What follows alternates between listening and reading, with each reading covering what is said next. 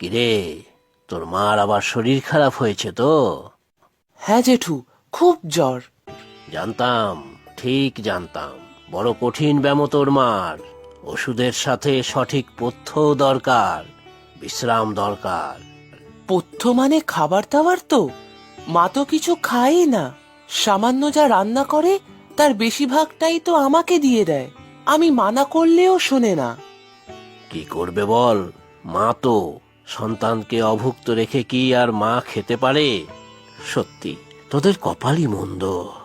কত ভালো ছিল তোর বাবা, নামেও রতন আর গুণেও রতন। এই গ্রামের কম লোকের তো আর উপকার করেনি। তারা এখন অবস্থাপন্ন, আর তোদের হাড়ির হাল। ডাক্তার জেঠু, তুমি জানো আমার বাবা কোথায়? না রে, তবে শুনেছিলাম ব্যবসার কাজে বাইরে গিয়েছিল। কাপড়ের ব্যবসা করতো তো, বাংলার তাঁতের শাড়ি অন্য রাজ্যে নিয়ে যেত। মার কাছে শুনেছি, কিন্তু একবার গিয়ে আর ফিরে আসেনি। সত্যি কিনা জানি না, তবে পাশের গ্রামের কোনো এক রোগী বলেছিল তাকে কিনা হরিদ্বারে দেখেছে। রতনকে সে নাকি চিনতো, কিন্তু রতন তাকে চিনতে পারেনি। হয়তো অন্য কেউ হবে। সত্যি যদি বাবা হয়, তাহলে কি সে হরিদ্বারে আছে? কি জানি। বাবা তাহলে ঠিক ফিরে আসতো আমাদের কাছে। যা, এই ওষুধগুলো নিয়ে যা। মাকে ঠিকঠাক ভাবে ওষুধ খাওয়াবি, সাথে পথ্য। আর শোন, মার সাথে বসে তোর বাবার ব্যবসার কাগজপত্র একটু দেখিস। অনেকে ধার নিয়েছিল শুনেছিলাম। দেখ, যদি কিছু আদায় করতে পারিস। আচ্ছা জেঠু, আমি মাকে বলবো। আসি এখন। এই ছেলে, শোন তো এদিকে। কি কাকু? তোর মাকে বলিস তো, দোকানে অনেক ধার দেনা হয়েছে, কিছু টাকা এবারে দিতে, না হলে মালপত্র আর দিতে পারবো না। আমার মার খুব অসুখ কাকু, একটু ভালো হলে তোমার টাকা দিয়ে দেবে, না হলে আমি বড় হয়ে শোধ করব। আহারে কি কথা, এখনের ধার বড় হয়ে শোধ করবে? না না, ওসব হবে না।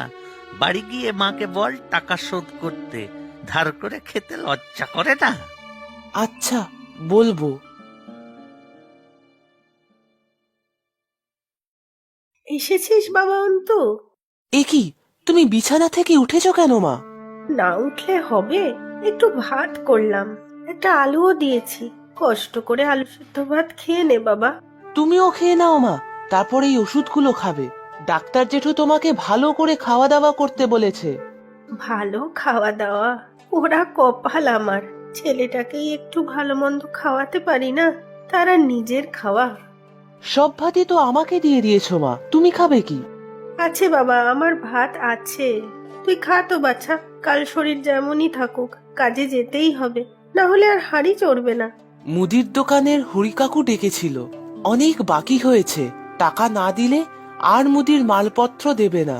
আমার খুব খারাপ লাগলো মা। তোকে খারাপ কথা বলেছে বুঝি? মন খারাপ করতে নেই রে, গরিব তো আমরা, আমাদের সব লোকের সব কথা মনে নিতে নেই। জানিস তো, শুনেছি তোর বাবা নাকি ওই হরিমুদিকে অনেক উপকার করেছিল।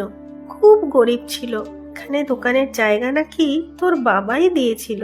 তাছাড়া বেশ কিছু নগদ টাকাও ধার দিয়েছিল দোকান শুরু করার জন্য, সেই টাকা কখনোই ফেরত দেয়নি। তাহলে আমরা সেই টাকা ফেরত চাইছি না কেন? তখন তো আর লেখাপড়া কিছু হয়নি, মুখের কথাতেই ধার নিয়েছিল। একদিন কথায় কথায় জিজ্ঞাসাও করেছিলাম, কিন্তু বেমালুম অস্বীকার করে গেল। আর কত টাকা সেটাও তো আমি ঠিকঠাক জানি না। ডাক্তার জেঠু বলেছে বাবার ব্যবসার কাগজপত্র একটু ভালো করে খুঁজে দেখতে। ওতে আর কি হবে, মানুষটাই নেই, তার কাগজপত্র দিয়ে আর কি হবে বলতো?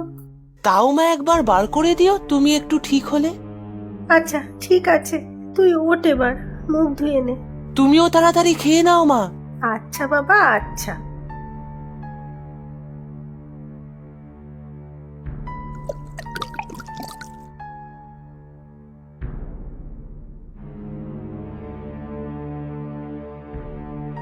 আহারে কি দুঃখ, কি কষ্ট, হায় হায়। দেখে শুনে যে আমার বুক ফেটে যায়। দুঃখী মায়ের কত ভালো ছেলে, রাজা ভারী খুশি হবেন এদের উপকার করতে পেলে। ঠিক বলেছিস